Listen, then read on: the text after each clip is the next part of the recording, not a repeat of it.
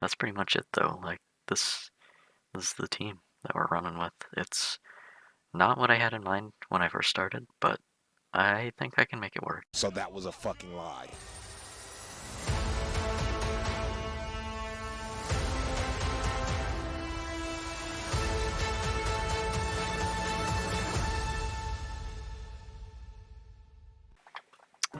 Okay, welcome everybody back to the Victory Draft League. As you can probably see already, I am in the Searing Shot division for this season. This is season 7 of the VDL as a whole, but season 2 of the Searing Shot division. Last season, I lost every single game, and it was really bad. But, I mean, I don't think I played bad. My team just did not work for me, and I'm hoping to, have a little bit of a redemption arc this season.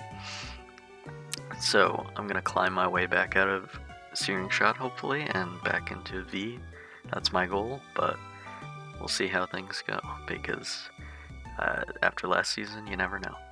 So, the draft I got for this season,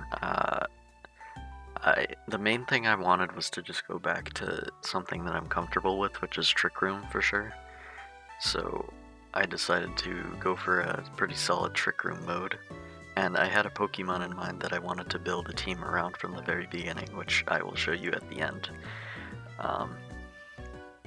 So first thing I drafted, first pick was Metagross. Solid, like offense, very bulky, clear body, super good. Steel type is amazing. Can work in Trick Room, can work out of Trick Room. Good for weakness policy activations with like self-procking or just tanking a hit and getting it. The main thing is that it really supported the Pokemon that I wanted to build this team around, which eventually I will show at the end, because it was the second to last thing that I drafted. So next up in the draft, I picked Tangrowth. I'm very happy that I got Tangrowth earlier on. I had him last season after I traded a little bit, and I think he's a very solid redirection Pokemon, and I feel like he gets more value in being that he's not a one-trick pony, and he can also, do more than just redirection. And he's also tier 2, I think, so it wasn't like, I didn't feel like I was overpaying for a redirection with like Togekiss tier 1 or Indeedee tier 1, because like, I feel like I can't justify getting a redirect for tier 1, I don't know. I can understand Indeedee more than Togekiss, and also picking something that can do offensive things rather than like picking Togepi tier 4 or something like that. So I thought Tangrowth was a good middle ground, and I needed grass typing, so it fit pretty well. Next up, I picked Dusclops. I really wanted Oranguru. Oranguru would have been perfect for this team. And I was, I wasn't angry that someone took Oranguru before me, because it was like there was so many other options for Trick Room in tier 2. I decided, it was either between Mimikyu or Dusclops, and after the draft, everything was said and done, I think Mimikyu would have been a little bit better, but somebody had taken that too. But I can make Dusclops work with this, with like Shadow Sneak on Metagross, Trick Room. It's very solid, it's very bulky, and I'm pretty sure it's the only Eviolite user I drafted this season, so I won't have to worry about, mixing items around and that sort of deal. So, yeah. Next up, we got Pincurchin. I'm very happy that I got Pincurchin. He's been on like every planned draft I've done for the past several seasons, and then eventually he gets taken because I don't really need him, I just want to have him because he's so silly. I love him. But he's also very good with electric terrain, setting up, no sleep, and even just giving a defense boost with Electric Seed is awesome. And rising voltages from him, like under Trick Room, he goes insane. So I'm pretty excited to use him. Next up, I went back to my roots, like I said, and I picked up Mudsdale because Mudsdale's the GOAT. He is incredibly bulky and he hits like a truck, and ground typing is super good. And Stamina's a great ability. Own Tempo's a great ability if I have self-proccing Swagger. I'm not sure if I have that on anybody, but I don't have Prankster. But yeah, and just like Stamina Mudsdale with Soul Vest is so bulky, and it just hits so many things. It has such a good move pool for hitting so many different types. Yeah, and under Trick Room, it's just very good. And then next up, I picked Mr. Mime. I needed another Trick Room setter. I needed a Fairy type. I needed Fake Out. Fitting everything in was a little bit difficult, but I think Mr. Mime was a good pick. And the more I looked at him in like team building, prepping for the first week, I think I like him more. He's grown on me. He has some interesting moves. He has some cool tech, and Filter is a very good ability, so I'm excited to see how well Mr. Mime performs, or not well he does, I don't know. Next up, I picked up Skuntank. I think Skuntank has been like a very prominent Pokemon in the last 2 seasons, between like Batista's mono team and things like that. It's just been like, I don't know, it's such good value. And Poison Dark type is like super good, so yeah, I think it was pretty solid. So next up I picked Octillery, and for tier 5, and like I needed a water type, I thought Octillery was like, I don't know, it just seems really good for the value out of it. Like, it's super good in Trick Room, and he has a very high special attack stat for being that low, and he's pretty bulky.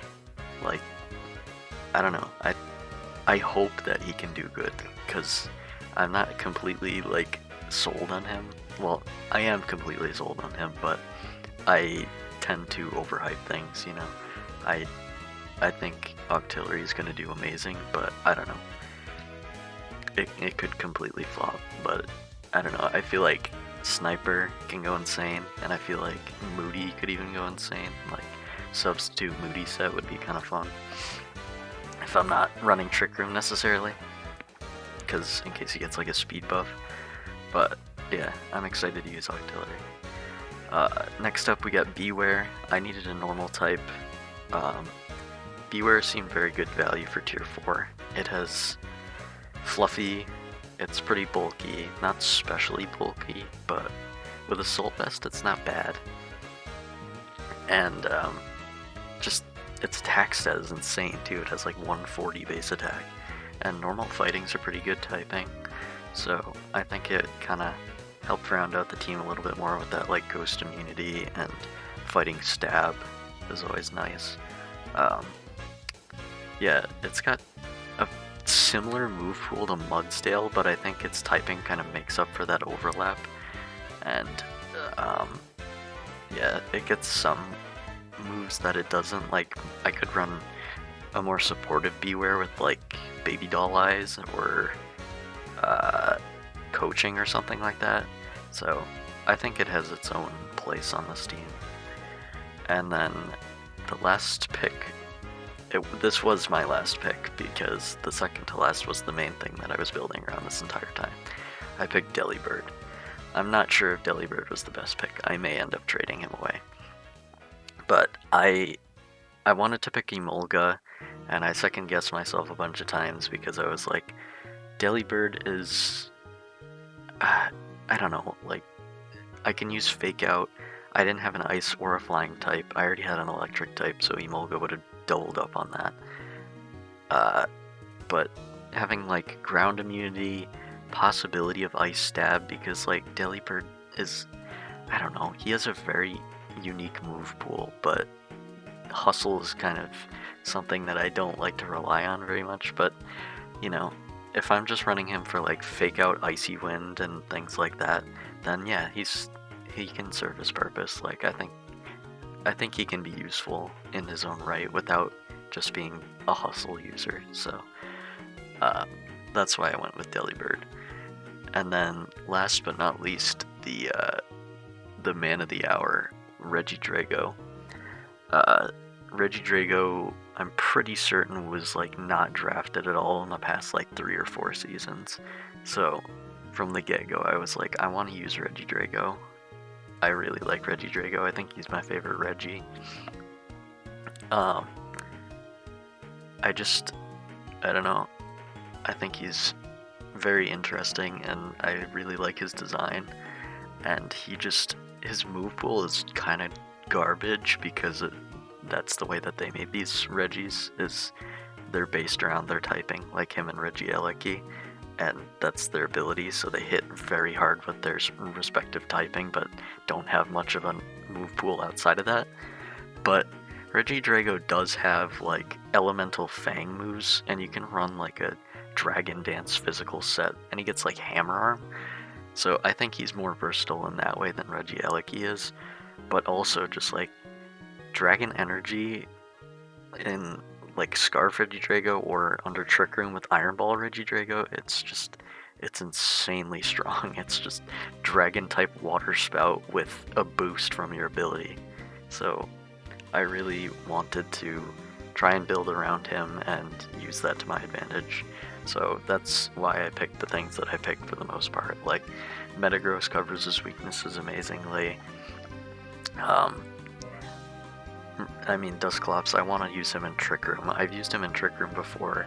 He's not like the best Trick Room thing, but I think he can work, and especially in a draft format when it can catch people off guard. Yeah, so these are our fine young lads, and I'm hoping that this season goes better than last season, and I'll catch you guys in week 1.